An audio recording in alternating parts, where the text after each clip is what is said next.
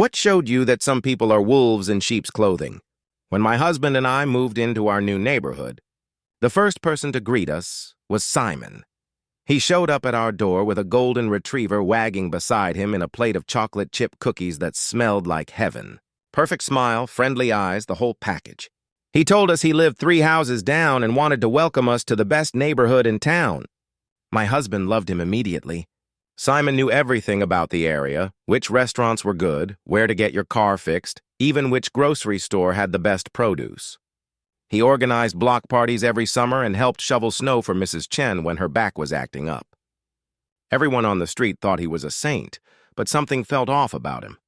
I couldn't put my finger on it at first. It started with little things, like how he always seemed to know when my husband left for work. 5 minutes after Jake's car pulled out of the driveway, there would be Simon knocking on my door with some excuse. He'd offer to fix our loose mailbox or bring over leftover dinner because he made way too much for one person.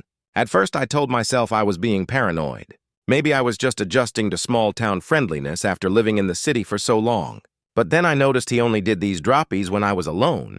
When Jake was home, Simon would just wave from his yard or make small talk about sports. One evening in February, Jake was working late at the office again. I was watching TV when someone knocked on the door around 9:00. It was Simon holding a flashlight and looking concerned. "Hey, Lydia, I was walking Rex and saw someone lurking around your backyard," he said, his brow furrowed with worry. "Thought you should know since Jake's not home." My stomach dropped. I grabbed my coat and followed him outside to check.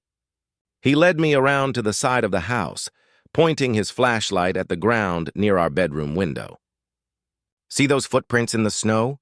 Someone was definitely here." I looked down at the marks in the fresh powder, and my blood went cold.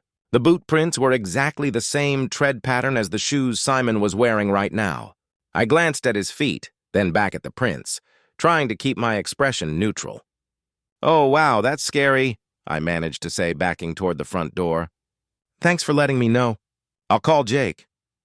The next morning, I went to the hardware store and bought a cheap security camera. I set it up pointing at our driveway, hidden behind a plant on our porch. I didn't even tell Jake about it because I knew he'd think I was being ridiculous about his new best friend.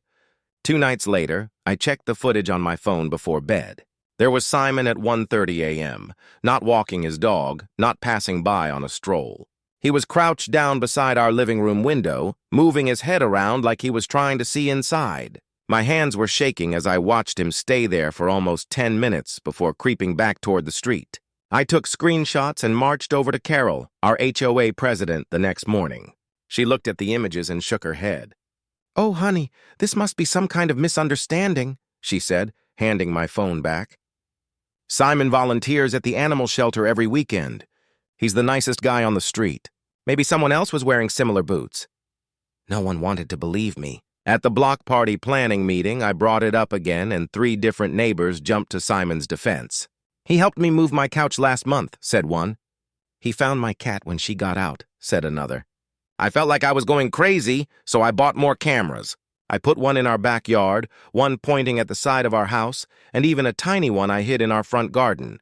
I was determined to get proof that couldn't be explained away. What I found made my stomach turn. Simon wasn't just creeping around our house. Over the next week, the cameras caught him opening car doors in the Johnsons' driveway, peering into the Miller's kitchen window, and even trying door handles to see if anything was unlocked. He was like a ghost moving through the neighborhood in the middle of the night. I printed out every screenshot and video clip, organized them by date and time, and created an anonymous email account. Then I sent everything to our neighborhood group chat with a message: "This is what your beloved neighbor does when you're sleeping." The police were called that same day. While they couldn't arrest him for anything based on my footage alone, it was enough to get a restraining order for the entire neighborhood. Simon was gone by the end of the